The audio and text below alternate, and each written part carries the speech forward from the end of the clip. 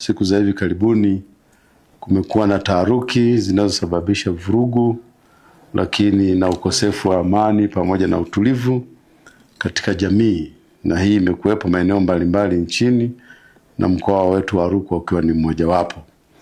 Hali hii imesababishwa na baadhi ya watu kuzusha kwamba wameibiwa nyeti zao.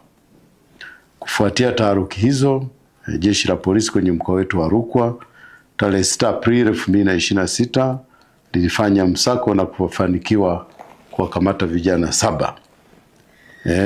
Na wote ilikuwa ni wilaya ya Sumbawanga. Vijana hawa ni wale waliozusha kwamba wameibiwa nyeti zao.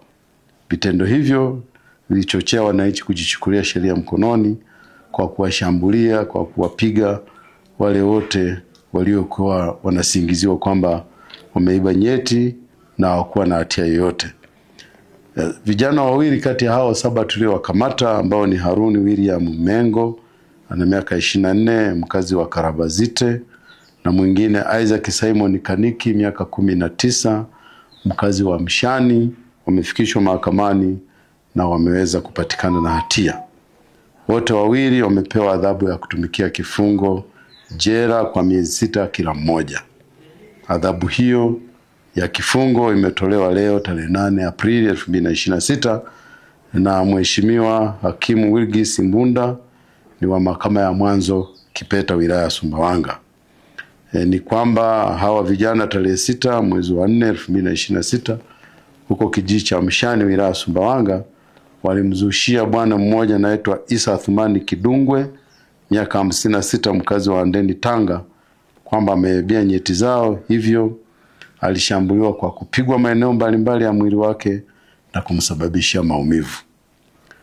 Watuhumiwa wengine 5 ambao tunaendelea kuwashikilia ni Geoffrey Mirumba Dominic ana miaka 24, Jafari Nebat Sanjira yana miaka 25.